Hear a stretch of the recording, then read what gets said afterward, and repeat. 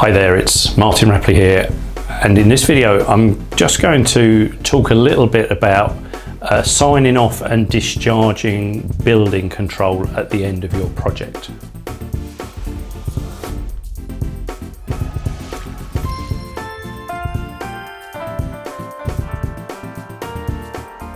Now, in all of the excitement of the builder finishing your project off and you ended up with a really nice house, it's very easy to overlook and forget that you need to get your building control signed off.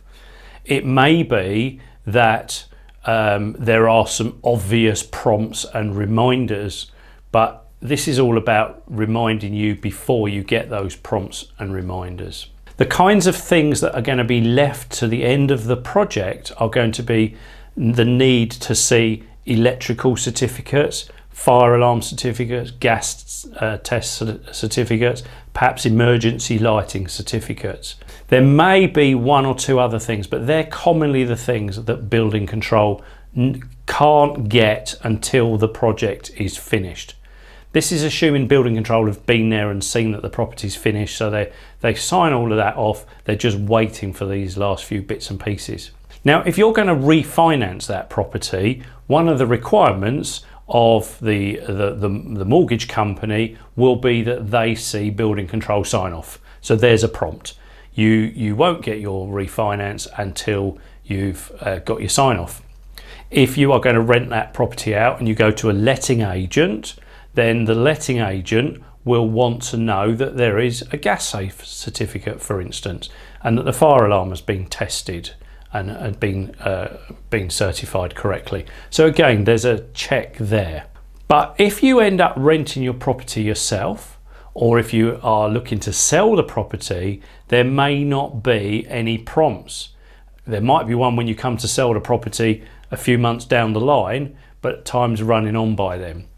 But if you rent the property yourself, I have come across property investors who have overlooked the fact that they haven't got these certificates. They've moved tenants into the property.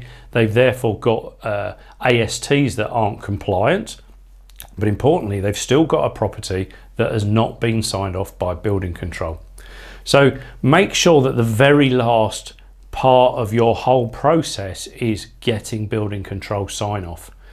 I spoke to a property investor once who had done some work to their own house many years earlier and not got building control sign off, and as a result it held up the refinance of their house. They needed the money out of that particular property to buy something else that they were trying to secure as a property investor, and of course the whole thing was slowed down. So really important that you don't forget to get this building control sign off at the end. Whatever you need to evidence, whatever you need to give to the building control surveyor, make sure you get that to them. Significantly, if you work with an approved inspector, it's fairly rare for them to leave their files open that long. They will probably prompt you after 3 months.